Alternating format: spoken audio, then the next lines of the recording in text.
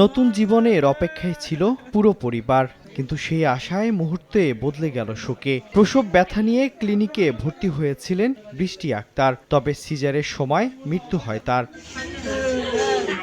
শুক্রবার সকালে মংলা পৌর শহরের মাদ্রাসা রোডের রাব্বি ক্লিনিকে ভর্তি করা হয় বৃষ্টি আক্তারকে। দুপুরেই সিজারে পুত্র সন্তান হয় তার, কিন্তু অপারেশন থিয়েটারেই প্রসূতির অতিরিক্ত রক্তক্ষরণে মৃত্যু হয়। স্বজনদের কিছু না বলেই ক্লিনিক মালিক এনামুল হক, ডাক্তার আল মামুন ও জিয়াউল আহসান সহ নার্স ও কর্মচারীরা পালিয়ে যান বলে অভিযোগ তাদের।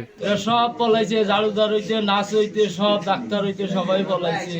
একটা ব্যবস্থা করেন সেটা তারা করেনি, না করে তারা সবাই সরে গেছে। রোগী সুস্থ আছে বলে সুস্থ আছে, ডাক্তার এক একজনের বাইরে চলে যাচ্ছে, রোগী সুস্থ আছে বলে আছে। এই এখন আমি চাই শুষ্ক বিশ্বাস যেটা হয় সেটা করার।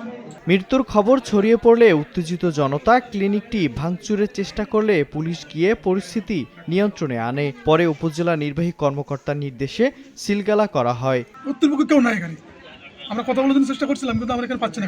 যদি আইনগত কোনো ব্যবস্থা নেওয়ার জন্য আমাদেরকে বলে আমরা পরবর্তী ব্যবস্থা নেব। আমরা প্রপার ডকুমেন্ট দেখে আমি একটা 3 সদস্যের তদন্ত কমিটি করে আমরা হয়তো তখন বলতে পারবো। বাট এই মুহূর্তে আমরা এই ক্লিনিকটাকে সম্পূর্ণভাবে সিলগালা করব, যাতে এর কার্যক্রম ভবিষ্যতেও আর চলতে না পারে। 2020 সাল থেকে এ পর্যন্ত প্রসূতি মৃত্যু ও অপারেশনে পঙ্গুত্ব বরণ করার 8টি ঘটনা ঘটে রাব্বি ক্লিনিকে। 2বার সিলগালাও করে প্রশাসন, তবে পরে আবারও চালু করেন ক্লিনিকের মালিক।